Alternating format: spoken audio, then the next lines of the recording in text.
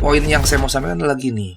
Kita kan ketika bicara kerasukan segala macam, bayangannya selalu roh itu di dalam kita. Nah, dalam konteks Yudas ini ada informasi teologis yang penting. Iblis tidak di dalam Yudas. Dengan berkata membisikkan berarti dia di luar gitu. Petrus sebetulnya bukan sesuatu orang yang buruk-buruk amat lah. Menurut saya, ya Petrus ya kita. Petrus adalah kita gitu. Dia menyangkal Tuhan. Memangnya kita tidak menyangkal Tuhan langsung tidak langsung, sadar tidak sadar ya kita menyangkali Tuhan begitu kan. Ketika kita lihat orang miskin saja kita nggak menolong, itu kita menyangkali Tuhan kan gitu. Wajar saja kalau Yesus begitu Betul. Melihat yang dia lakukan dan terinspirasi itu. Nah, satu poin. Coba cari dalam keempat Injil di mana Yesus nyontek quote unquote tindakan kasih seseorang. Cuma ini.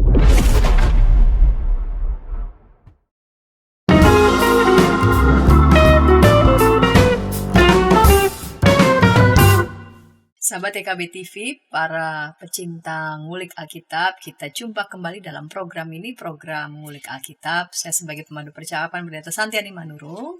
Kita kembali mengulik Injil Yohanes, dan episode kali ini kita hendak mengulik Injil Yohanes 13 ayat 1 sampai 20. Program ngulik Alkitab ini sama-sama kita ikuti sebagai media, sebagai sarana bagi kita membaca Alkitab dan menggali setiap pesan yang berharga dalam setiap teks yang kita ulik. Di bawah judul Yesus membasuh kaki para murid, meneladani kerendahan hati Yesus.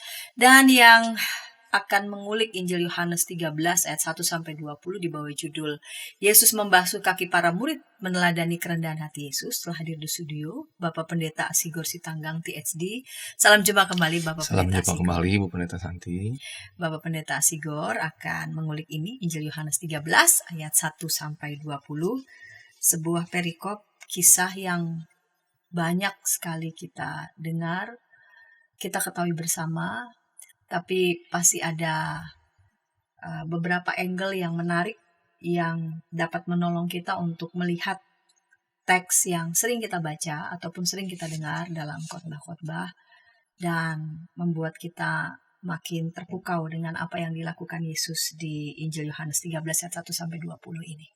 Kita akan awali bersama dalam doa. Mari Pak Pendeta dapat memimpin kita dalam doa. Baik, mari kita bersatu dalam doa. Kami bersyukur kami boleh berjumpa kembali dalam acara Ngulik Alkitab, dan sebentar kami akan mendalami teks dari Yohanes pasal 13 ayat 1 sampai 20, kisah tentang Yesus yang membasuh kaki para murid.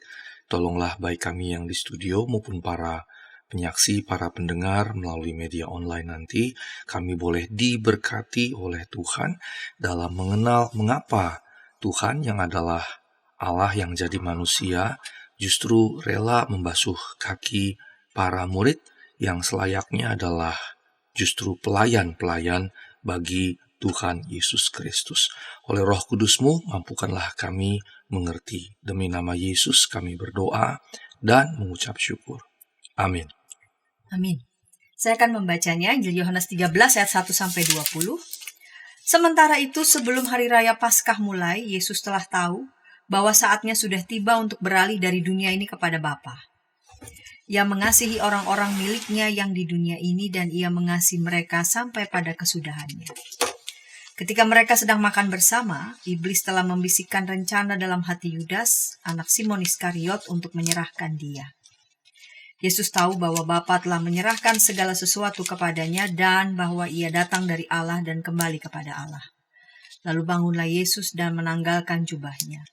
Ia mengambil sehelai kain linen dan mengikatkannya pada pinggangnya. Kemudian ia menuangkan air ke dalam sebuah baskom dan mulai membasuh kaki murid-muridnya, lalu menyekanya dengan kain yang terikat pada pinggangnya itu. Lalu sampailah ia kepada Simon Petrus. Kata Petrus kepadanya, "Tuhan, engkau hendak membasuh kakiku?" Jawab Yesus kepadanya, "Apa yang kuperbuat engkau tidak tahu sekarang, tetapi engkau akan memahaminya kelak." Kata Petrus kepadanya, "Engkau tidak akan pernah membasuh kakiku sampai selama-lamanya." Jawab Yesus, "Jikalau aku tidak membasuh engkau, engkau tidak mendapat bagian bersama aku." Kata Simon Petrus kepadanya, "Tuhan, jangan hanya kakiku saja, tetapi juga tangan dan kepalaku." Kata Yesus kepadanya, siapa yang telah mandi, ia tidak usah membasuh diri lagi, selain membasuh kakinya, karena ia sudah bersih seluruhnya. Kamu sudah bersih, tetapi tidak semua. Sebab ia tahu siapa yang akan menyerahkan dia. Karena itu ia berkata, tidak semua kamu bersih. Sesudah ia membasuh kaki mereka, ia mengenakan pakaiannya dan kembali ke tempatnya. Ia berkata kepada mereka, mengertikah kamu apa yang telah kuperbuat kepadamu? Kamu menyebut aku guru dan Tuhan, dan katamu itu tepat, sebab memang akulah guru dan Tuhan. Jadi, jikalau aku, Tuhan dan gurumu, membasuh kakimu, kamu pun wajib saling membasuh kakimu. Sebab aku telah memberikan suatu teladan kepada kamu, supaya kamu juga berbuat sama seperti yang telah kuperbuat kepadamu. Sesungguhnya aku berkata kepadamu, seorang hamba tidaklah lebih tinggi daripada tuannya, ataupun seorang utusan daripada orang yang mengutusnya. Jikalau kamu tahu semuanya ini, berbahagialah kamu jika kamu melakukannya. Bukan tentang kamu semua aku berkata, aku tahu siapa yang telah kupilih. Tetapi haruslah digenapi yang tertulis dalam kitab suci. Orang yang makan rotiku telah mengangkat tumitnya terhadap aku. Aku mengatakannya kepadamu sekarang, juga sebelum hal itu terjadi, supaya jika hal itu terjadi kamu percaya bahwa akulah dia. Sesungguhnya aku berkata kepadamu, siapa yang menerima orang yang kuutus, ia menerima aku, dan siapa yang menerima aku, ia menerima dia yang mengutus aku. Baik Pak Pendeta, ayat 1-20, pasal 13 diberi judul Yesus membasuh kaki murid-muridnya. Di segmen yang pertama ini, kita akan bersama-sama mau mendapatkan penjelasan tentang perikop ini di Yohanes pasal 13 mengenai konteks ini dilakukan pada saat apa. Dan menarik, ada kata ketika mereka sedang makan bersama, ayat 2, iblis telah membisikkan rencana dalam hati Yudas anak Simon Iskariot untuk menyerahkan dia. Ini menarik. Dalam sebuah peristiwa lalu kemudian ada iblis yang membisikkan. Mari Pak Pendeta. Seperti diselipkan begitu ya. Baik. Kalau kita lihat Ibu Pendeta Santi, ini kejadiannya dikatakan di ayat 1, sebelum Hari Raya Paskah mulai. Jadi ini menjelang Hari Raya Paskah, semakin dekat lah begitu ya. Karena di perikop-perikop sebelumnya juga dikisahkan pengantar seperti itu. Nah kemudian di ayat ini dikatakan Yesus telah tahu bahwa saatnya sudah tiba untuk beralih dari dunia ini kepada Bapa. Jadi ini dia seperti sedang mempersiapkan para murid ya. Dia mempersiapkan para murid, walaupun kita tahu, karena ini kan sudah ditulisnya 2000 tahun yang lalu, kita tahu akhirnya gimana kan gitu ya. Enaknya kita pembaca sekarang kan cerita ini panjang, kita tahu ujungnya gimana. Tapi mereka yang melaluinya kan nggak tahu ujungnya gimana. Nah, ketika Yesus sedang dalam proses akan kembali kepada Bapa, dia mempersiapkan para murid, walaupun itu tadi kita tahu endingnya, mereka tuh tetap tidak siap gitu. Pada faktanya mereka ketakutan, pada faktanya mereka tidak tahu bahwa tidak percaya bahwa Yesus akan bangkit, dan banyak fakta yang lain. Jadi kita melihat bahwa sekalipun Tuhan sudah mempersiapkan mereka, toh mereka juga tetap tidak siap menghadapi itu. Tapi ada pernyataan yang saya suka sekali. Di sini dikatakan, ia mengasihi orang-orang miliknya yang di dunia ini, dan ia mengasihi mereka sampai pada kesudahannya.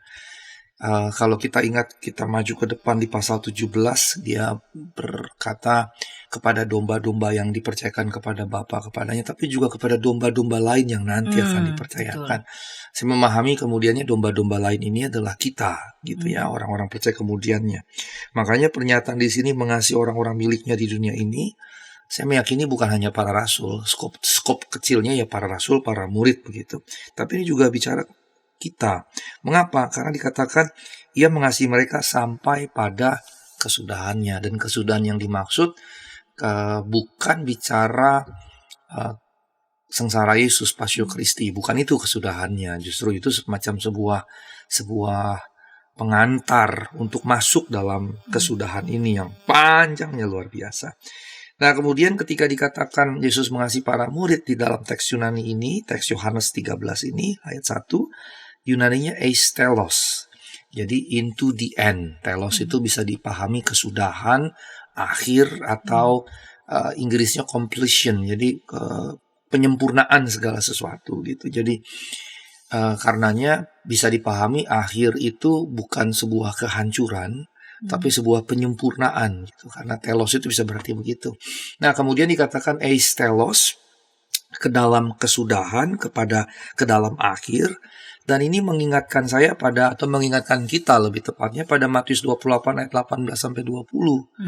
Yang ketika Tuhan bilang, pergilah beritakanlah Injil, muridkanlah segala bangsa, kita baptis mereka dalam nama Bapa dan Anak dan Roh Kudus. Dan pernyataan terakhirnya di ayat 20, dan ketahuilah aku menyertai kamu sampai pada akhir zaman. Kalau harfiahnya sampai pada kesudahan. Karena kata yang dipakai juga dari kata telos tadi, dalam teks Yunani Matius 28 ayat 20 itu pakai sun teleia. Sun itu bersama, jadi the end of everything, akhir dari segala sesuatu. Artinya semua ini bersama-sama akan tiba pada akhir, pada ujung. Jadi telos itu bisa akhir, bisa ujung, bisa kelengkapan, bisa penyempurnaan. Nah, dalam Matius 28 ayat 20 dikatakan sun teleia. Jadi semuanya akan berujung gitu. Dan kemudian ketika kita lihat perbandingan ini, sebenarnya kalimatnya karena sama. Yohanes 13 ayat 1 ini berkata, di sini katakan, dan ia mengasihi mereka sampai pada kesudahannya. Matius 28:20 berkata, aku menyertai kamu sampai kesudahan. Memang Elai menggunakannya sampai kesudahan segala zaman ya. Tapi kalau teks Alkitab bahasa Yunani sampai pada kesudahannya, menggunakan istilah yang sama sebetulnya, istilah kata dasarnya telos tadi. Telos itu ya bisa end, bisa completion, penyempurnaan, bisa kesudahan juga. Nah, yang menarik karenanya dua-duanya disampaikan oleh Yesus, dan di Matius 28 ayat 20 dikatakan, aku menyertai kamu sampai kesudahannya. Di sini ia mengasihi mereka sampai pada kesudahannya. Maka ketika saya memperbandingkan pernyataan dengan menggunakan istilah yang sama, maka dia menurut saya korelatif. Pertama, dia bicara kesudahan, completion tadi. Yang kedua, yang bicara adalah Yesus kepada para murid. Yang satu terkait misi, yang satunya lagi terkait mempersiapkan mereka sampai masa sengsara Yesus gitu. Tapi Yesus mau berkata, ini melampaui ini. Sehingga kemudian ketika memperbandingkan dua ayat ini, atau dua konteks lebih tepatnya, maka saya bisa menyimpulkan kasih Tuhan itu adalah bicara penyertaan sebetulnya. Penyertaannya, bukan bicara pada kondisi. Artinya kalau dia mengasihi kita bukan berarti kondisi jadi lebih baik, bukan jadi kondisi lebih sempurna, bukan jadi seperti yang kita mau dan seterusnya. Maka pernyataan dalam Matius, ketahuilah aku menyertai kamu sampai kesudahan zaman atau sampai pada kesudahannya, Yohanes 13 ayat 1, ia mengasihi mereka sampai pada kesudahannya. Maka kasih itu bicara penyertaan. Kasih bukan bicara kondisi, kasih bukan bicara material, bahwa Allah akan mencukupi segala kebutuhan kita secara material dan seterusnya. Karena ini yang mesti di-underline. Kasih berarti bicara penyertaan. Di dalam Kristus dia menyertai, regardless of everything, the situation gitu. Terlepas dari situasi itu seperti apa gitu. Jadi ini yang mesti kita pegang. Nah, karenanya yang mesti kita lihat kalau begitu, yang jadi fokus secara baik teologis maupun praktis adalah bagaimana dia menyertai kita, seperti apa penyertaannya gitu. Bukan kalau dia mengasihi berarti dia memberkati kita dengan materi segala macam. Itu sebetulnya seperti anak yang dimanja oleh orang tuanya, yang dikit-dikit materi diberikan. Nah, kita membangun pikiran kalau Allah mengasihi berarti ya kasih ya memberikan. Nah, itu keliru. Nah, karenanya di bagian yang pertama ini penegasan bahwa Yesus berasal dari Allah menyertakan dua bagian kecil yang saya ingin bahas, dan bagi saya ini menarik.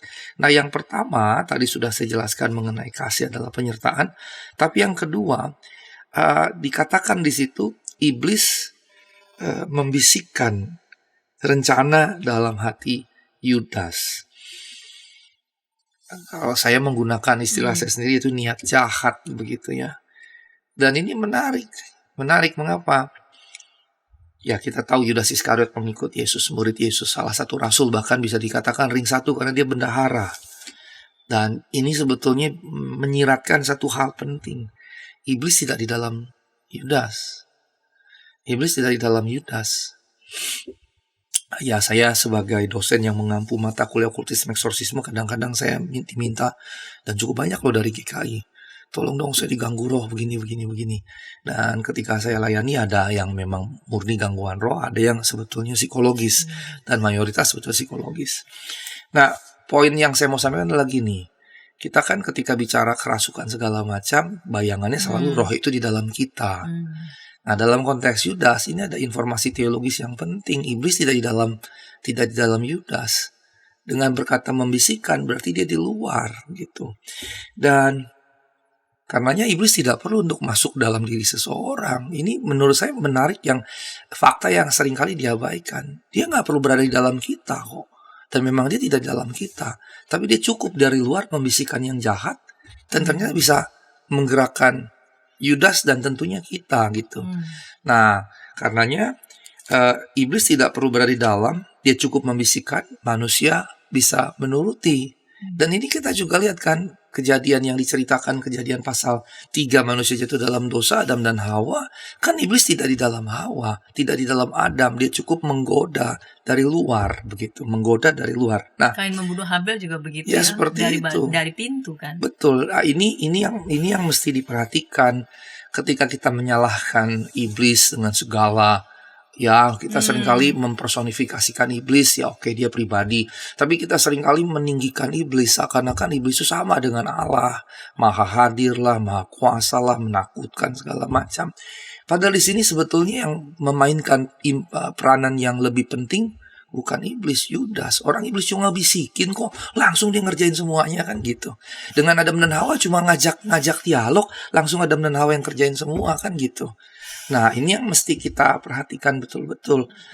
Nyelipnya narasi ini tidak selipan yang konyol gitu, bukan. Dalam dunia teologi tafsir biblika, khususnya PB, ini disebut sandwich model. Jadi ada cerita, tengah-tengah ada cerita B, lanjut ke cerita awalnya gitu. Cerita ini kan Yesus sedang ngomong dengan para rasul, basuh kaki, nyeliplah Yudas, balik lagi membasuh kaki dan dialog dengan Petrus. Nah, ini kan nyelip. Tapi di perikop berikutnya Yesus ngomong kemudian ke Yudas kan gitu. Jadi ada selipan di sini. Dan selipan itu sebetulnya salah satu teknik narasi penceritaan yang sangat genial, sangat keren lah gitu. Diselipkan di situ dengan tujuan yang luar biasa, dan pesan teologisnya sebetulnya bukan iblis sebetulnya yang berperanan penting dalam segala kejatuhan di awal manusia dan segala kejahatan manusia. Nah, ini menarik. Cukup dibisik kita bisa lakukan kok gitu. Jadi koruptor segala macam itu sebenarnya bukan karena iblis menguasai, bukan ada roh korupsi, ada ini itu, ya cukup dibisikkan langsung dilakukan. Itu bicara berarti apa? Hati nurani kan? Itu bicara conscientia, bahasa Latinnya tausuneidesis, bahasa Yunani, hati nurani. Dan hati nurani kita itu begitu keruh, dipancing dikit saja bisa langsung mengerjakan hal-hal yang buruk kan begitu. Gampang diprovokasi berarti. Betul. Ya. Berarti dalam diri manusia sudah ada kehendak. Saya lebih melihatnya sebagai gimana? pilihan bebas. Disitulah kemudian kenapa saya meyakini adanya penghakiman, karena kita wajib mempertanggungjawabkan bukan hanya tindakan kita. Tindakan kan dimulai dengan keputusan. Keputusan kita itu mesti kita pertanggungjawabkan begitu. Nah, nyelipnya ini jadi satu cerita yang penting begitu. Nah, karenanya kalau kita kembali ke bagian ini, ceritanya jelas menegaskan Yesus tahu kehendak Allah, tahu rencana Bapa, ini bicara missio Dei, bahkan juga tahu bahwa di dalamnya nyelip Yudas Iskariot begitu. Jadi bukan karena iblis pelaku utama sehingga Yudas melakukan itu semua. Iya, dan kita salah kalau kita menganggap iblis sebagai pelaku utama. Itu jadi meniadakan tanggung jawab dari pribadi manusia itu sendiri untuk mengambil Betul, dan keputusan. ini menunjukkan sebetulnya ini peranan Yudas Iskariot jauh lebih besar. Iblis cukup sampai memantik. eksekusi terakhir. Iya, iblis cukup memantik, dan ini yang mesti kita catat sebetulnya. Betul. Segala hal buruk yang kita lakukan, itu iblis cukup memantik dan kita melakukannya. Tapi begini, itu pilihan kita, berarti kita harus bertanggung jawab begitu. Ya, baik. Baik Pak Pendeta.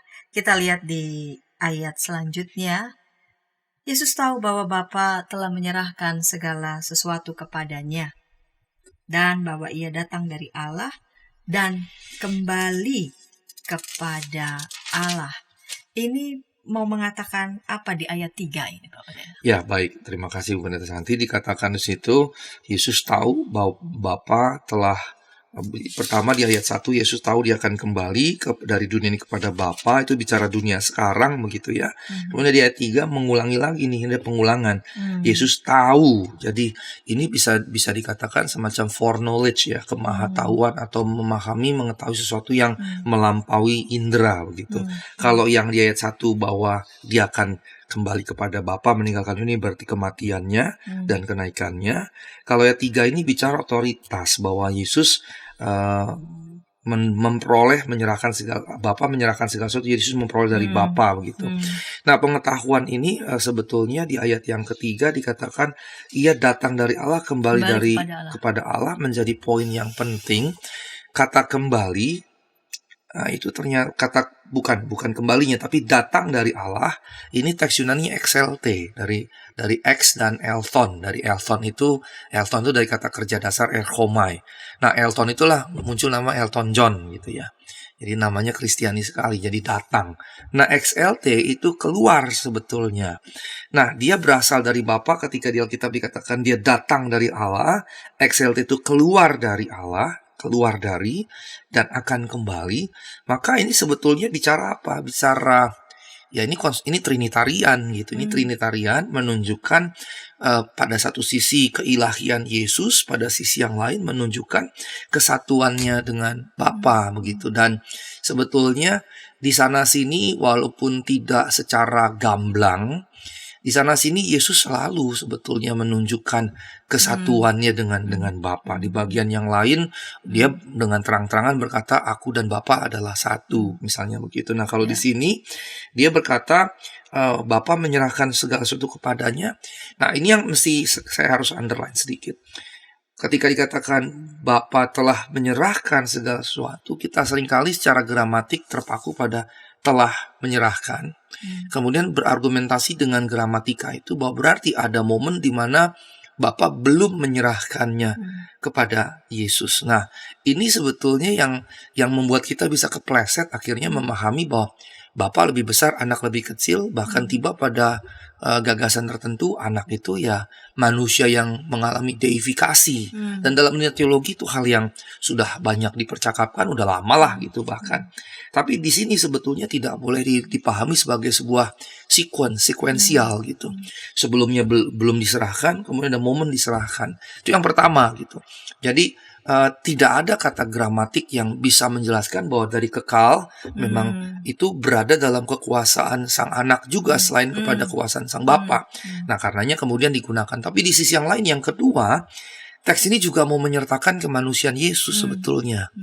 Jadi dia manusia, dia ilahi. Dan kita tentu tidak boleh menggunakan 100%.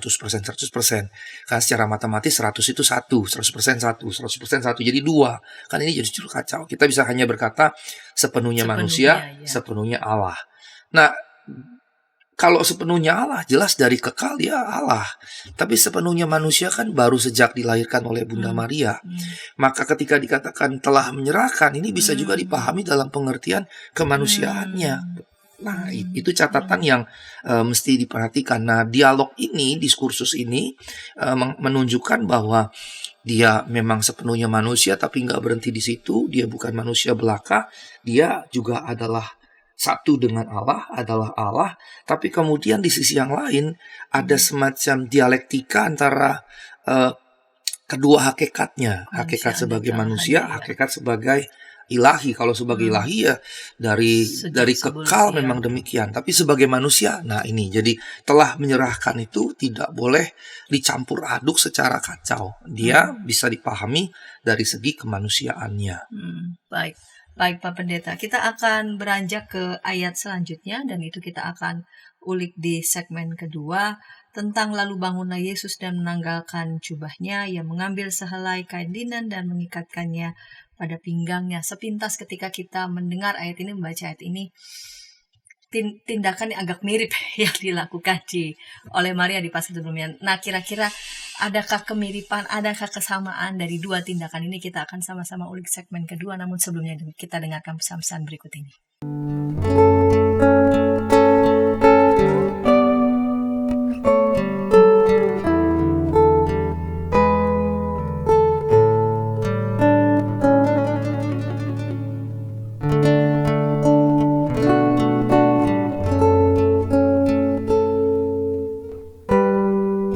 para pimpinan gereja di sana-sini mengakui bahwa jangankan warganya atau para pendetanya, mereka sendiri juga tidak begitu tahu karena sesudah menerima dokumennya taruh di kantor sinode tidak ada upaya untuk sosialisasi. Jadi sama juga kayak masalah bioetika di Indonesia ya, apakah boleh begini, apakah boleh, tapi kita harus bertanya lebih dalam lagi sebagai orang Kristen, apa sikap etis dan apa keputusan etis yang merupakan refleksi daripada visi moral dari iman Kristen.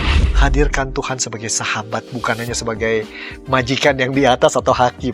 Hadirkan Tuhan sebagai sahabat kita juga, yang mau mendengar, mau meraih, yang kamu bisa seadanya dengan dia, yang kamu bisa nikmati kehadirannya. Kalau gereja bisa lakukan itu, apapun alirannya, saya kira Gen Z akan merasa ini rumah. Ternyata masih banyak komunitas kita yang tanpa sadar budaya hierarkis di dunia itu dibawa masuk ke gereja. Bagaimana sikap majelis, sikap anggota jemaat terhadap sapam gereja, terhadap pekerja gereja, itu kita kadang-kala tidak memperlakukannya sebagai sahabat, tapi ya pesuruh aja yang ya udahlah.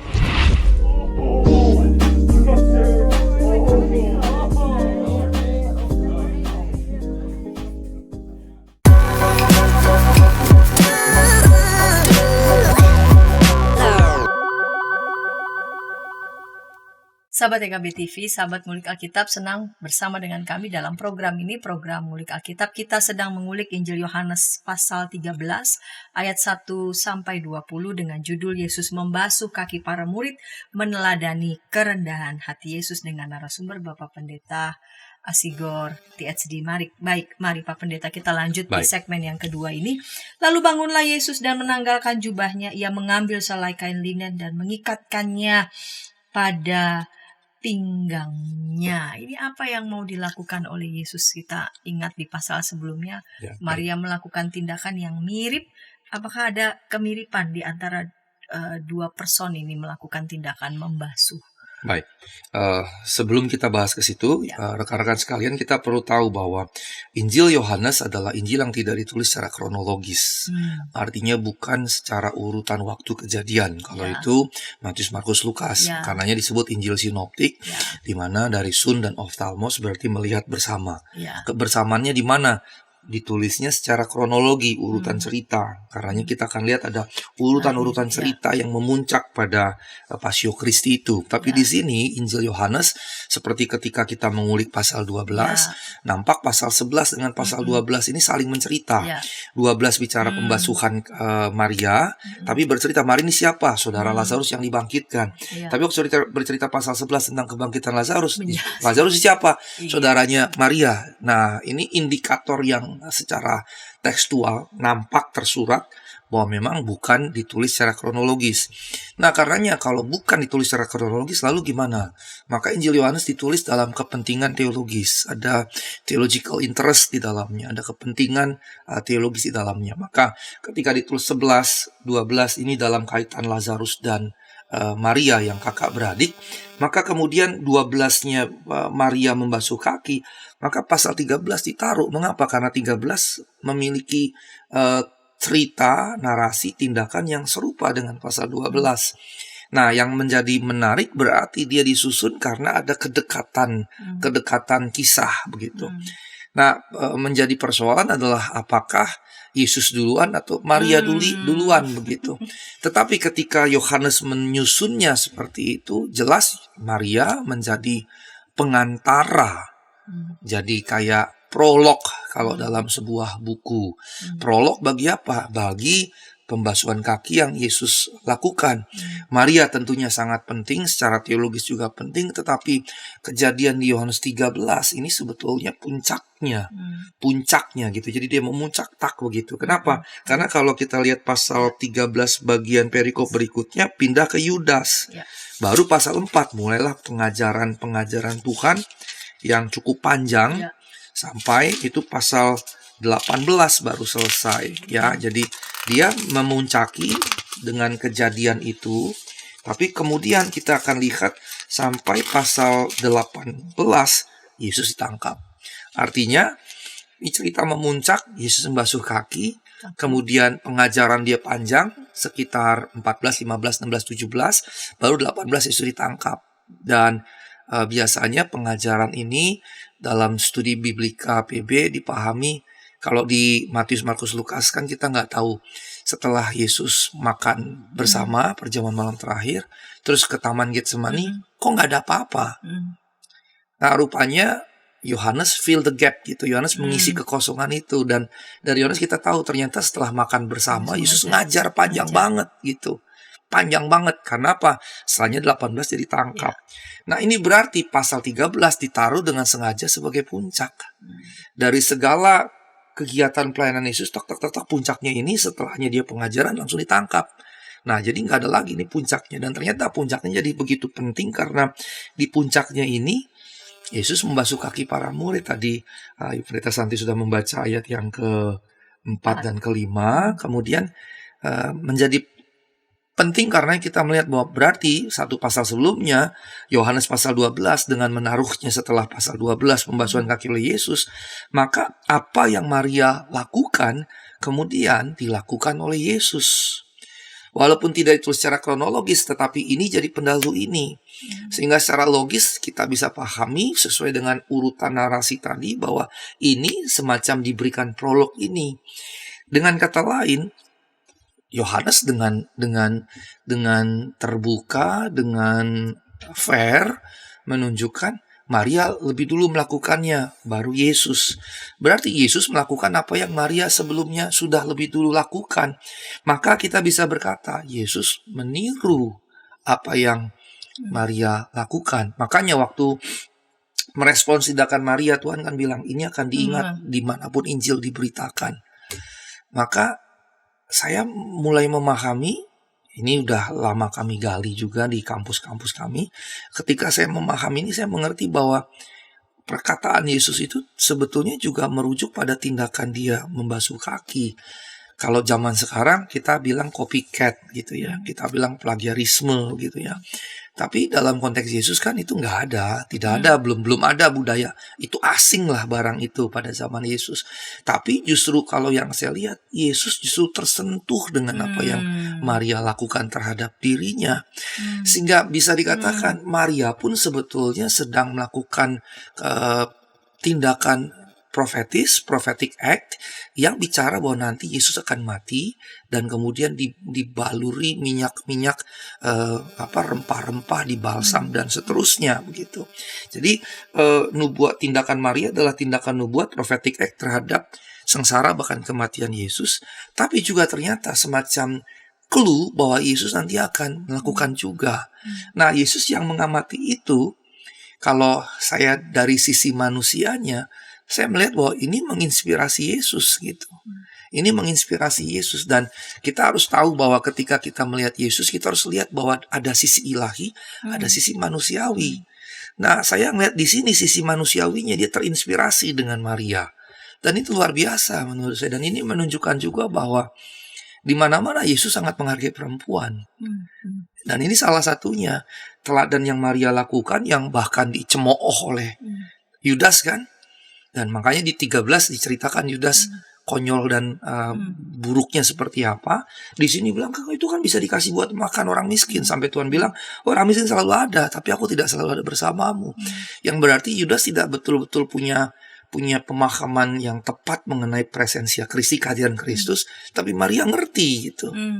Nah, itu jelas sekali bagaimana lelaki dan perempuan dihadirkan juga di sini. Saya suka ini karena saya nulis artikel panjang lebar tentang ini. Harapannya segera terbit. Nah, kembali ke sini, Yesus tidak merasa hina untuk meniru yang Maria lakukan. Justru itu menginspirasi Yesus untuk melakukan. Sehingga tindakan Maria jadi tindakan profetis juga, bukan hanya pada kematian Yesus, bahwa Yesus juga akan melakukan yang Maria lakukan. Waktu Maria melakukannya, dengan rambutnya diseka dengan air mata, terus dibilas lagi dengan minyak yang mahal, menggambarkan kerendahan hati Maria. Nah, kerendahan hati Maria justru kemudian menggerakkan kerendahan hati Tuhan, sejalan dengan kerendahan hati Tuhan. Dan ini sebetulnya harus jadi semacam karakter utama kita. baik orang percaya secara individual, secara komunal, maupun secara eklesial. Kerendahan hati itu harus jadi karakteristik utama kita. Dan kerendahan hati Maria menggerakkan Kristus. Dan ini yang luar biasa begitu. Dan kemudian ketika Yesus meniru Maria, maka ayat 45 tadi yang sudah dibacakan, Yesus menanggalkan jubah. Ya, menanggalkan jubah ini kan gambaran. Jubah itu menggambarkan kehormatan seseorang. Ya, kalau dia raja maka jubah kebesaran keagungan raja. Tapi manusia biasa jubah itu menggambarkan kehormatan. Nah, waktu Yesus menanggalkan jubah, ini sebetulnya dia menanggalkan kehormatan. Menanggalkan kehormatannya. Dan ini wajar karena yang dia sedang lakukan adalah meneladani yang Maria lakukan. Dan kemudian diambil sehelai kain linen dan diikat di pinggang. Ini sebetulnya bicara apa? Ini postur pelayan. Pelayan. Dia siap untuk melayani. Ini mirip loh kalau Ibu Pendeta Santi, kita sama-sama orang Batak ya. Di pesta orang Batak kan ada Daliana Tolu. Kalau yang jadi raja itu, yang berpesta itu kan anak. Terus kemudian jadi rajanya kan tulang. Lalu siapa yang jadi pelayan pesta? Parhobas. Boru kan. Boru kan. Apa yang boru lakukan? Mereka wajib pakai sarung. Sarung itu tanda bahwa mereka pelayan, langsung ready. Siap beres-beres. Siap beres-beres, ada readiness, ada kesiapan untuk merespon segala kebutuhan. Yang dibutuhkan. Nah, Yesus sedang berpose seperti itu. Jadi postur yang Yesus lakukan di sini, tanggalkan jubah, jadi tinggal berarti bagian dalam gitu ya. Kemudian dia ikat pinggang, dia mengambil postur pelayan. Wah, ini menanggalkan kehormatannya, ngambil posisi pelayan. Ini saja sudah ekspresi kerendahan yang luar biasa. Dan setelah itu, sebelumnya dikatakan diambil wadah, ya isi air ya, baru ditanggalkan. Kemudian dia membasuh kaki para murid dan menyeka dengan kain yang terikat di pinggang. Jadi kalau tadi postur pelayan, maka berikutnya ini adalah pekerjaan pelayan, pekerjaan budak begitu, yang siap untuk melayani. Dan biasanya kalau rumah-rumah biasa di depan itu dikasih wadah, isi air dengan centong atau cedoknya untuk membersihkan air. Tapi kalau sampai di dalam rumah ada pelayan seperti ini sebetulnya keluarga kaya, berada, bangsawan, saudagar, dan seterusnya. Ada pelayan khusus untuk melayani para tamunya, begitu. Dan tamu yang diperlakukan ini, tamu terhormat. Karena kita tahu kan, waktu Yesus ke rumah Simon, versi Lukas yang membasuh, yang saya juga pernah share, dikatakan di situ, Simon, dari saya datang sampai sekarang, kok sediain air juga enggak. Tapi perempuan ini bahkan menyekanya dengan rambutnya, kan begitu. Yang berarti orang yang kepadanya disediakan air, orang itu terhormat. Apalagi kalau sampai dibasuh sendiri dengan kainnya gitu. Lah bayangkan, Kristus menanggalkan jubahnya, gambaran kehormatan, dia menanggalkan kehormatannya, ambil postur seorang pelayan dengan mengikat kain, bahkan melakukan pekerjaan budak. Sementara para murid yang sebetulnya di Yohanes bagian yang lain 15, dia berkata, aku tidak lagi menyebut engkau hamba, budak, duloi, tapi sekarang sahabat. Ya berarti waktu dia menurunkan dirinya, dia menaikkan para muridnya gitu. Dia menjadi pelayan para murid yang menurut Yohanes, kamu memang budak sebetulnya, tapi dia perlakukan dengan berbeda. Dan ini gambaran yang menurut saya ini luar biasa. Kalau kita sekedar lihat ya dia manusia biasa, oke. Tapi kalau kita lihat bahwa ini adalah Allah yang berinkarnasi, maka Allah yang berinkarnasi itu kan melampaui kedahsyatan seorang raja, tapi mau kemudian merendahkan hati. Menurut saya itu hina loh, karena menyamakan dirinya dengan budak.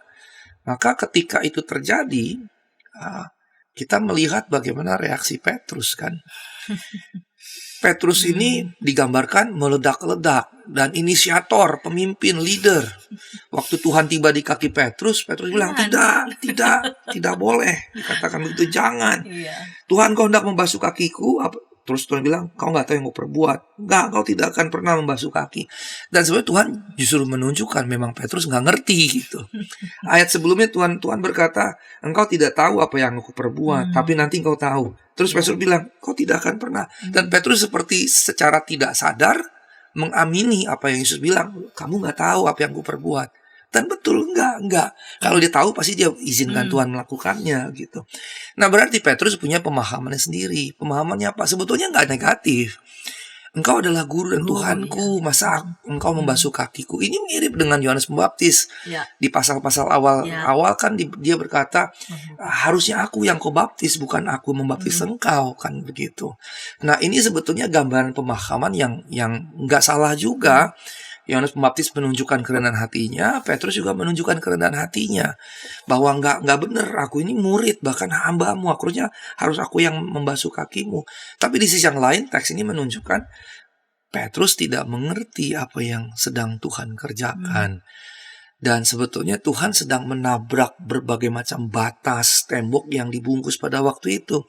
Yang dibungkus pada waktu itu, yang jadi batasan pada waktu itu, murid melayani guru. Kan gitu. Karena Petrus murid, dia rabi, guru, harusnya murid yang basuh kaki guru. Bahkan dalam konteks itu, murid pun dianggap budak gitu. Guru perintah A, dia harus lakukan. Guru perintah B, dia harus lakukan. Nah, Petrus paham betul. Tetapi dalam perspektif guru dan murid tadi, dalam pengertian yang tidak sesuai dengan apa yang Yesus sedang dobrak. Nah, Yesus sebetulnya sedang dobrak. Nah, ketika Petrus menolak, Tuhan menimpali lagi. Kalau kamu menolak, kamu gak ada bagian dalam aku. Nah, ketika dibilang begitu, Petrus balik lagi, ya udah, kalau gitu basuh seluruh tubuhku. Urusan bagian lain. Nah, Yesus bilang kalau sudah mandi nggak perlu lagi, cukup dibasuh. Nah, ini sebetulnya bicara apa? Ini kan sebenarnya bicara baptisan, kan begitu ya. Ini bicara baptisan. Sebetulnya koneksinya, relasinya ke sana. Tapi sebelum ke sana, kita mesti melihat bagaimana dialog Petrus dengan Yesus. Petrus sebetulnya bukan sesuatu orang yang buruk-buruk amat lah. Menurut saya, ya Petrus ya kita. Petrus adalah kita gitu. Dia menyangkal Tuhan. Memangnya kita tidak menyangkal Tuhan? Langsung tidak langsung. Sadar tidak sadar ya kita menyangkali Tuhan, begitu kan. Ketika kita lihat orang miskin saja kita nggak menolong, itu kita menyangkali Tuhan, kan gitu. Padahal Tuhan bilang, kalau kita memberi makan ke mereka, kita beri makan Tuhan, kan gitu. Nah, kalau kita nggak peduli pada orang lemah, orang miskin, kan kita nggak peduli pada Tuhan. Itu kan secara tidak langsung. Artinya, sekali lagi nih, saya mesti underline. Karena ketika kita baca Thomas misalnya, itu juga ada di Injil Yohanes kan. Iman Thomas, iman paling buruk karena hanya melihat baru percaya. Padahal dari Thomas lah satu-satunya pernyataan Yesus adalah Tuhanku dan Allahku.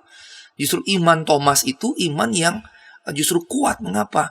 Yang kuyakini tidak boleh sekedar kuyakini karena ngikut-ngikut orang, karena ini itu, tapi betul-betul harus ada pembuktian. Dan iman memang harus sebetulnya diperlakukan seperti itu, begitu. To put into test gitu, harus diuji iman itu. Dan Alkitab berkata di mana-mana iman pasti diuji, begitu. Nah, karenanya kecenderungan kita melihat kalau misalnya ada sosok cerita, wah dia buruk, terus kita, wah dia buruk, Thomas buruk, Petrus ini buruk. Kita lupa bahwa mereka adalah kita. Mereka diambil dari masyarakat umum yang ya mereka adalah kita. Petrus adalah kita, Thomas adalah kita. Ini harus kita sadari. Bahkan mungkin kita lebih buruk dari mereka. Nah, karenanya ketika Petrus seperti ini, pada satu sisi menggambarkan meledak-ledaknya dia, tapi juga menunjukkan pemahaman lamanya dia, tapi dia berpegang erat dengan itu. Dan di sisi yang lain, Tuhan tampil dengan sabarnya gitu. Tuhan mau membasuh, yang lain oke, ketemu Petrus nolak gitu. Wah, ini kan bisa disebut kurang ajar nih murid nih. Padahal murid harus nurut pada guru kan gitu. Ini kok nolak? Dia punya ini sendiri. Tapi Tuhan kasih tahu penjelasan. Petrus akhirnya bilang, ya udah seluruh tubuhku. Saya ngebayangin Tuhan pasti ketawa nih. Kalau kita ngebayangin narasi dan mencoba melihat mendalami, masuk ke dalam narasi ini, saya ngebayangin Tuhan pasti ketawa. Ini Petrus konyolnya minta ampun. Tadi gak mau dibasuh kakinya, sekarang minta seluruh tubuhnya. Kalau saya gitu ya, saya ngebayangin Tuhan mungkin bilangin, emang gue mak lu? Emangnya lu masih bayi dimandiin dan segala macam, kan begitu. Tapi di sini Tuhan nampak sabar. Tuhan selalu merespons dengan jawaban yang penuh kesabaran. Tuhan bilang gak perlu kamu mandi. Kalau sudah mandi, sebelumnya kan sudah mandi, cukup kaki dibasuh. Kan begitu. Nah, dialog ini menunjukkan karakter bagaimana Petrus diceritakan, bagaimana Yesus diceritakan. Ini sosok yang meledak-ledak, tapi juga punya prinsip. Tapi ketika dia mengetahui sesuatu yang baru, dia luar biasa begitu. walaupun tetap salah gitu kan. Sementara Tuhan kita di sini gambarkan demikian sabar menghadapi sosok itu, dan karena kita juga belajar sabar terhadap orang-orang yang mungkin ngeselin, nyebelin dan seterusnya. Ya, jadi tindakan membasuh itu adalah tindakan simbolik ya. Tindakan simbolik, dan apa yang Yesus demonstrasikan itu kan di hadapan para murid ya. Ya, betul. Dan sedang memperlakukan para murid sebagai orang-orang yang dikasihinya, terhormat dan Ya. bahkan dinaikkan Betul. levelnya pada saat itu. Baik, Pak Pendeta, kita akan ulik bersama-sama nanti di segmen yang ketiga yang tentang apa relevansinya nih buat kita Baik. semua. Namun sebelumnya kita dengarkan pesan-pesan berikut ini.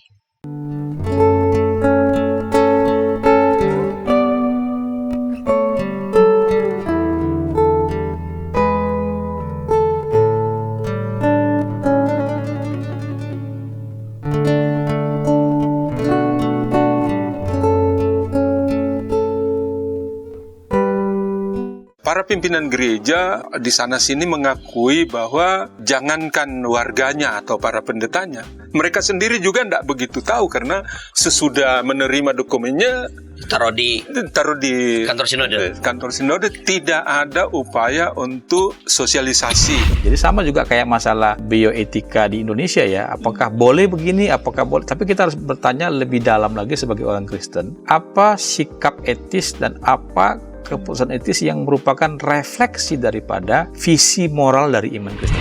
Hadirkan Tuhan sebagai sahabat, bukan hanya sebagai majikan yang di atas atau hakim. Hadirkan Tuhan sebagai sahabat kita juga, yang mau mendengar, mau meraih, yang kamu bisa seadanya dengan dia, yang kamu bisa nikmati kehadirannya. Kalau gereja bisa lakukan itu, apapun alirannya, saya kira Gen Z akan merasa ini rumah. Ternyata masih banyak komunitas kita yang tanpa sadar budaya hierarkis di dunia itu dibawa masuk ke gereja. Bagaimana sikap majelis, sikap anggota jemaat terhadap satpam gereja, terhadap pekerja gereja, itu kita kadang-kala tidak memperlakukannya sebagai sahabat, tapi ya pesuruh aja yang ya udahlah.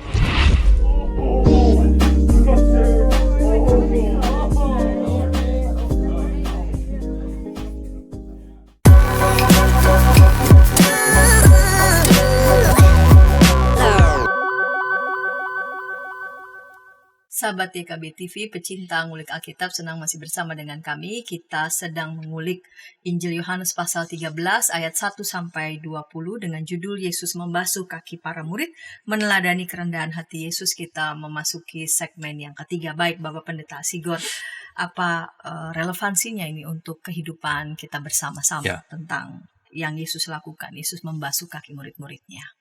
Baik, terima kasih Pendeta Santi. Rekan-rekan sekalian, Yesus senang sekali melakukan tindakan yang tidak straightforward gitu. Yesus senang sekali melakukan tindakan-tindakan yang sifatnya simbolik dan seringkali kita agak sulit menangkapnya. Dan audiens kebalikannya justru. Audiens bisa dengan mudah mengerti karena Yesus melakukan tindakan-tindakan simbolik, tindakan-tindakan yang di dalamnya ada pesan terselubung yang tentunya dimengerti oleh audiensnya. Kitanya yang karena berjarak sedemikian jauh, dari segi waktu 2000-an tahun, dari segi budaya jauh sekali, dari sisi ilmu pengetahuan juga jauh dan seterusnya. Tapi apa yang Yesus lakukan sebetulnya mudah dimengerti. Waktu dia membasuh kaki, zaman sekarang kan nggak ada yang basuh kaki kita. Tidak ada lagi tindakan membasuh kaki. Kita ke rumah karena kita udah pakai sepatu, tinggal copot sepatu.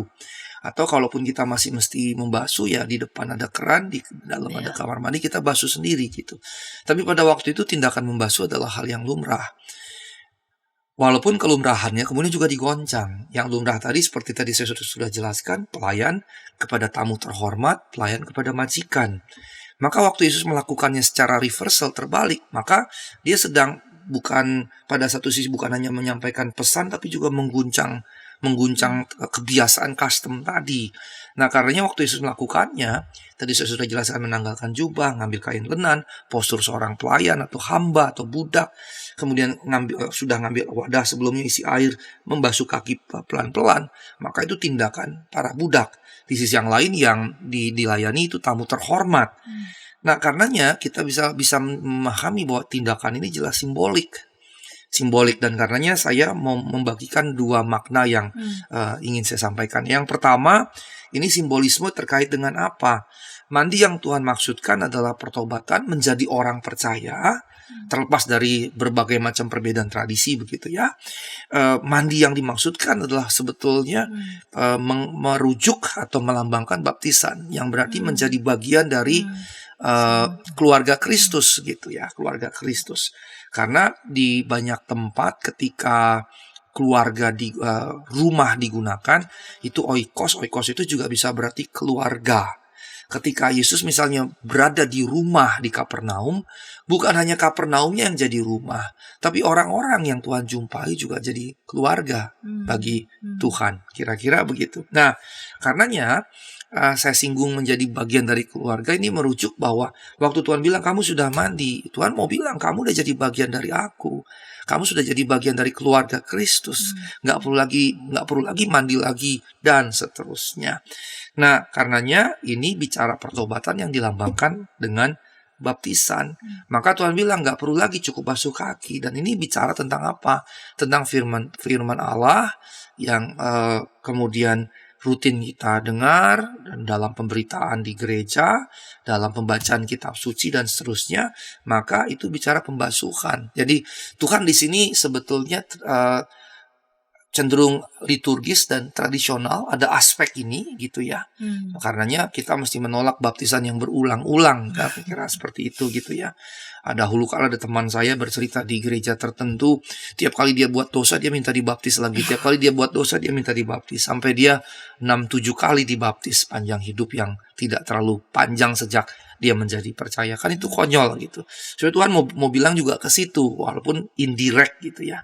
Tapi itu minornya. Nah, sekarang kita masuk pada pesan yang lebih besar dari yang tadi kita sampaikan. Nah, kalau kita lihat di perikop kita, maka di ayat 12 dikatakan, sesudah ia membasuh kaki mereka, dia mengenakan pakaiannya dan kembali ke tempatnya. Jadi setelah meniru postur dan pekerjaan budak, diambil lagi jubah kehormatannya, dia balik lagi. Jadi itu temporer sebagai sebuah teladan, sebagai sebuah contoh. Maka Tuhan bilang kemudian di ayat yang berikutnya, masih 12 sebetulnya, 12b, mengertikah kamu apa yang telah kuperbuat kepadamu? Ini yang tadi Tuhan bilang kepada Petrus, kamu gak ngerti apa yang kamu katakan, apa yang kulakukan, tapi nanti engkau akan ngerti. Tapi sebelum dia ngerti, dia langsung melakukan sesuatu yang over gitu ya. Nah, kemudian ada pernyataan di situ di ayat 14. Kamu menyebut aku guru dan Tuhan. Ini relasi yang tadi saya katakan. Yesus adalah guru, rabi. Mereka para murid yang ada pada zaman itu. Para murid itu mesti melayani rabi mereka. Bahkan bisa dianggap seperti budak gitu. Apapun yang diperintahkan wajib dilakukan. Itulah relasi guru dan murid pada zaman waktu itu. Kalau sekarang nggak boleh ya. Kalau sekarang itu melanggar undang-undang gitu ya. Apalagi mukul, itu jelas melanggar ya. Nah, pada waktu itu relasi seperti itu. Tapi Tuhan balikan. Makanya Petrus nggak nangkap. Jadi Petrus itu masih di dalam box gitu. Yang Yesus lakukan seperti out of the box gitu. Atau bahkan membongkar boxnya itu sendiri gitu ya. Membongkar boxnya itu sendiri. Makanya Petrus nggak ngerti. Bayangannya aku murid, kamu guru. Nah, kemudian di sini Tuhan bilang, kamu menyebut aku guru dan Tuhan. Ini menegaskan sebetulnya pemahaman yang Petrus dan para murid miliki. Memang aku guru dan Tuhan. Jadi relasi ini Tuhan tidak rombak. Tapi apa yang ada konsep sosial budaya pada waktu itu yang ada, yang kemudian jadi strukturalis, hierarkis, dan bisa mungkin ada abuse of power segala macam. Tuhan bilang, memang akulah guru dan Tuhanmu. Nah, ini sebelum saya gali lebih jauh, saya mesti beri underline. Waktu Tuhan bilang, kamu menyebut aku guru dan Tuhan, dan katamu tepat. Akulah guru dan Tuhan. Dan ini penegasan yang hampir tidak ada tempat lain. Tidak ada kalau pernyataan bahwa dia adalah guru, ya. Tapi pernyataan bahwa dia adalah Tuhan, ini di sini tok gitu.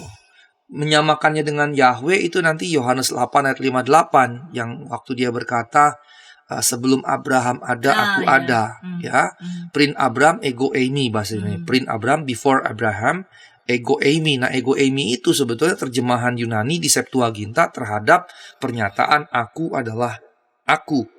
Waktu Musa tanya kepada Yahweh, nanti kalau orang Israel nanya namamu siapa? Siapa? Aku adalah aku. Ehi asyir ehi. Nah, dalam Septuaginta, perjanjian lama bahasa Yunani, itu adalah ego eimi. Maka waktu Yesus berkata, sebelum Abraham ada aku jadi, Indonesianya tuh kacau sebetulnya. Karena menghilangkan kaitannya dengan kisah di Keluaran itu. Gitu. Waktu Yesus bilang Prin Abraham ego eimi-nya itu adalah ego eimi di Septuaginta, yang Ibraninya adalah Eyasirehye. Berarti Yesus secara tidak langsung mau bilang dia itu. Makanya ayat 59-nya Yohanes 8, mereka mau melempari Yesus batu. Mengapa? Karena menghujat Allah, menyamakan diri dengan Allah. Nah, di situ dia kaitkan dirinya dengan Yahweh, tapi di teks ini dia menegaskan memang aku adalah Tuhan gitu. Dan ini satunya perikop di mana Tuhan berkata tegas, seperti itu. Tetapi ya betul, tegas sekali. Memang aku, karena ditambahkan dalam teks kita, sebab akulah guru dan Tuhan. Ini tegas sekali, betul tegas sekali. Dan yang menarik adalah kemudian konteks dia sebut dia guru dan Tuhan bukan dalam konteks otoritas, bukan dalam konteks kekuasaan, apalagi penyalahgunaan kekuasaan. Makanya waktu misalnya dalam perjalanan bareng-bareng di Markus 8 ayat 31, 32, Markus 9 ayat 32, 34, kemudian Markus 10 ayat 32 sampai 34. Di situ diceritakan kan di satu momen Yesus jalan, mereka mempeributkan siapa yang paling besar di antara mereka. Kan begitu. Di momen yang lain versi Matius, bahkan ibunda dari anak-anak Zebedeus ikut-ikutan. Guru, nanti kalau engkau datang, dudukkan mereka di sebelahmu, kiri kananmu. Artinya bahwa di antara para murid nampak terjadi gejolak ingin menggantikan Yesus gitu. Atau kalau nanti Yesus datang jadi raja, karena Mesias berarti jadi raja politik, ya mereka berebutan siapa yang paling top. Paling nggak number 2-nya lah gitu. Number 1-nya kan Yesus. Nah, nampak ini, dan ketika Tuhan bilang, kamu menyebut aku guru dan Tuhan, dan tepat sebab aku memang guru dan Tuhan, tapi konteksnya bukan yang tadi, bukan bicara otoritas, kekuasaan, apalagi abuse of power tadi, tapi justru kerendahan hati, penata layanan satu dengan yang lain. Dan dia berkata, karenanya kalau aku yang guru dan Tuhan, kalian saja melakukannya kepada kalian. Tuhan mau bilang, ya aku bukan cuma guru, aku Tuhan. Kalian di sini, tapi aku malah merendahkan diri seperti ini melayani kalian. Maka kalian juga harus melakukannya. Di sini katakan, jika aku Tuhan guru membasuh kakimu, kamu pun wajib saling. Nah, kata wajib itu berarti mutlak, absolut. Inilah harusnya yang jadi semacam kultur kita. Ini wajib harusnya.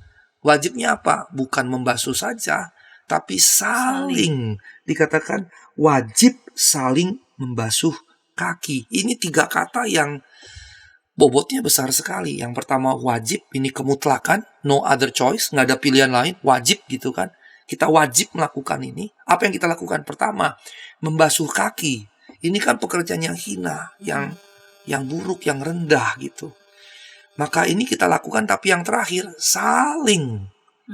Berarti kalau gitu nggak boleh yang tidak melakukannya, tidak boleh ada yang tidak melakukannya.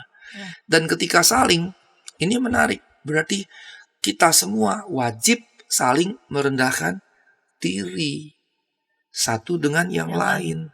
Berarti apa? Tidak ada yang tinggi. Nah, karena ya ini sebetulnya kalau kita bawa implementasi dalam gereja, maka sebetulnya semua jabatan gerejawi harusnya fungsional. Betul. Dan bukan strukturalis, apalagi hierarkis.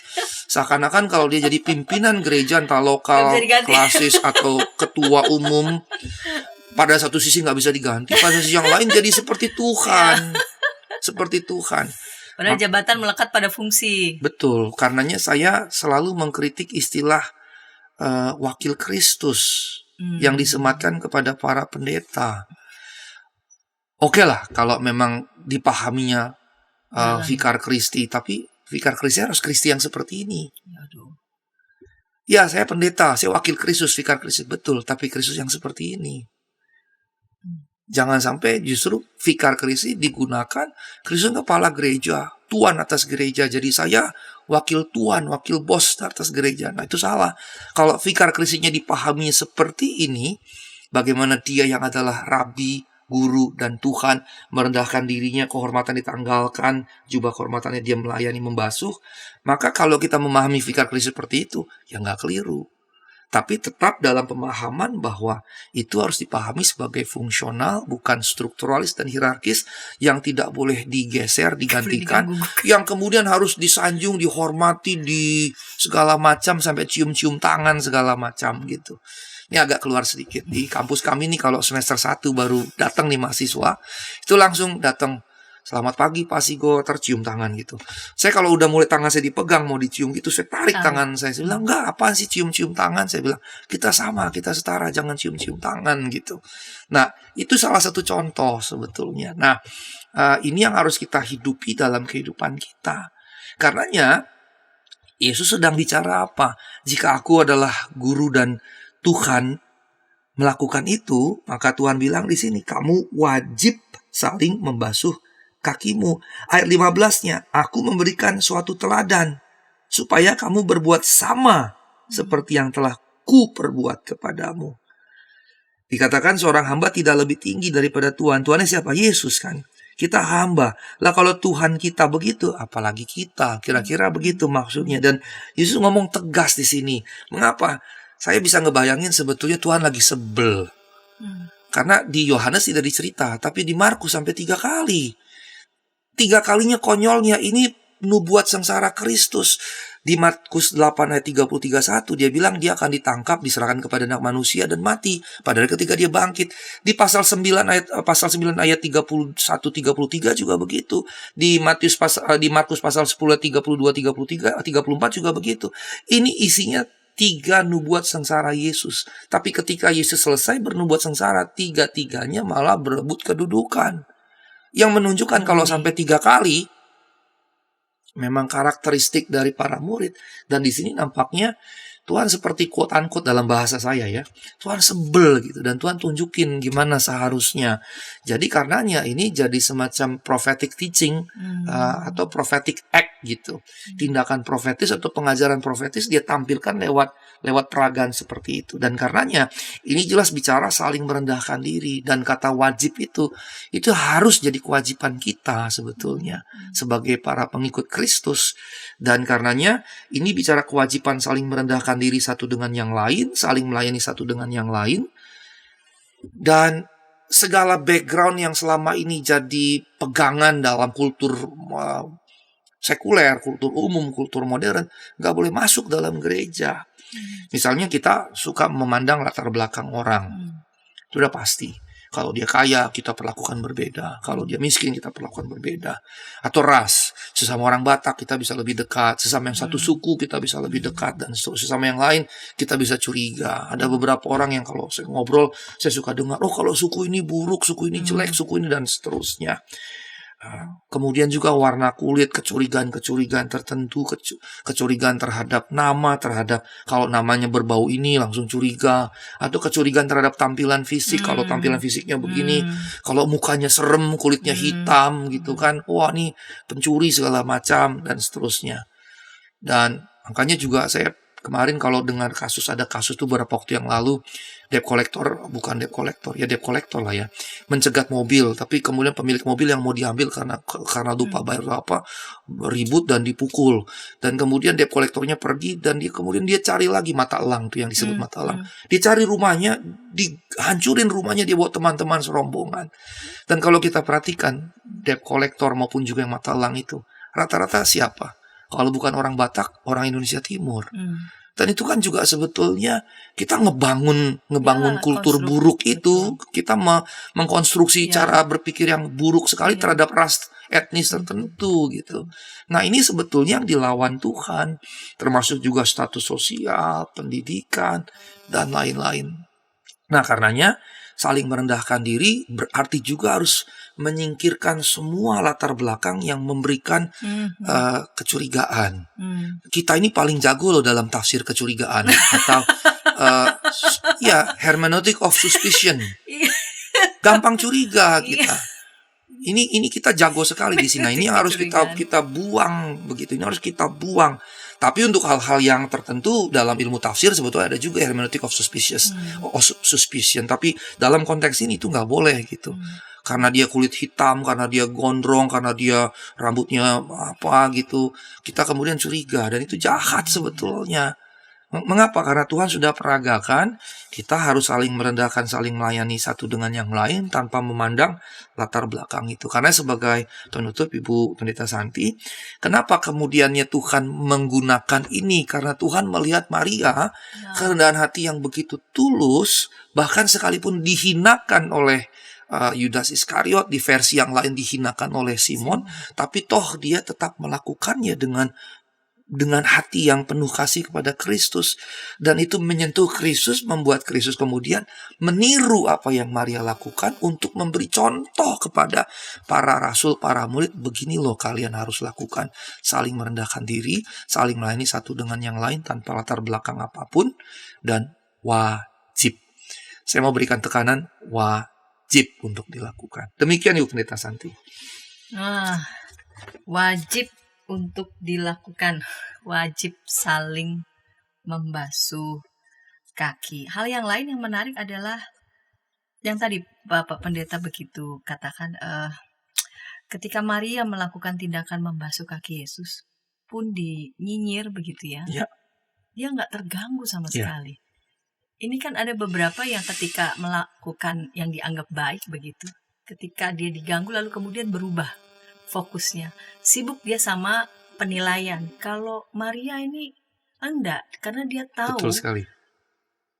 hal yang dia lakukan, tujuan yang dia lakukan, jadi dia nggak sibuk dengan penilaian sana sini. Mungkin ini kalau orang-orang udah penuh begitu mungkin ya.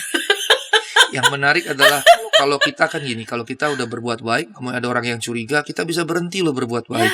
Maria enggak, bahkan ketika orang-orang lain mengkritik dia, Yudas istilahnya ring satunya Tuhan mengkritik, kemudian ada juga Simon yang kalau kita kait-kaitin mungkin saja Lazarus itu saudaranya gitu mengkritik, toh dia tidak terganggu, dan ini yang luar biasa. Jadi wajar saja kalau Yesus begitu melihat yang dia lakukan dan terinspirasi tuh. Nah, satu poin. Coba cari dalam keempat Injil di mana Yesus nyontek quote unquote tindakan kasih seseorang. Cuma ini. Nggak ada lagi yang lain. Cuma ini. Dan itu berarti betapa rendah hati dan penuh kasihnya Maria dalam pemahaman pemandangan Yesus, sehingga Yesus ngambil itu sebagai contoh untuk ngajarin para muridnya. Dan Yesus mau bilang, nih, saya lakukan seperti yang dia lakukan. Kamu contoh, ikuti dia juga. Lihat dia seperti itu. Nah, terakhir, yang tadi saya underline wajib.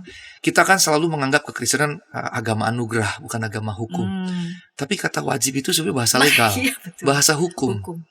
Tapi bukan masalah ritus-ritus keagamaan. Kewajiban ini bicara hal yang terkait dengan sosial, kemanusiaan. Jadi, kewajiban atau hukumnya kita, legalismenya kita, bukan terletak pada harus melakukan ini, harus melakukan itu, nanti kalau nggak begini kena hukum, kalau nggak begitu kena hukum, bukan. Tapi kewajiban untuk melakukan hal-hal yang penuh kemanusiaan tadi, itu justru jadi kewajiban bagi kita. Tidak ada lagi loh Tuhan bilang, kamu wajib begini, wajib disunat, wajib begini, wajib begini. Nggak ada, tapi di sini Tuhan bilang, wajib. Gitu. Betul. Baik, sahabat pecinta ngulik Alkitab, terima kasih untuk kesediaan Bapak Pendeta Asigor mengulik teks ini, Injil Yohanes 13 ayat 1-20. Jadi kalau ada yang mengatakan bahwa kekristenan ini bukan agama hukum, ya ini Yesus bilang wajib saling membasuh kaki ya. Jadi kalau kita bilang kita bangga menjadi orang Kristen, menerima keselamatan adalah anugerah, ya Kristus tuntut itu berarti dari kita. Tuntut berarti kan. Betul. Wajib saling membasuh kaki. Ketika tayangan ini boleh memberkati sahabat, dapat memberikannya juga pada sebanyak mungkin orang dan dapat menekan tombol like maupun subscribe sehingga boleh mendapatkan update dari tayangan YKB TV. Dan Bapak Pendeta Sigor dapat memimpin kita dalam doa. Mari kita berdoa. Kami kagum akan bagaimana Engkau memperagakan kasih dalam kerendahan hati. Dan bagaimana Engkau justru meniru teladan yang Maria lakukan. Dan Engkau menggunakannya untuk menegur para rasul-Mu. Dan biarlah ini juga menegur setiap kami. Jikalau Yesus adalah Tuhan kami melakukan itu, maka kami pun wajib melakukannya. Saling merendahkan diri, saling melayani satu dengan yang lain.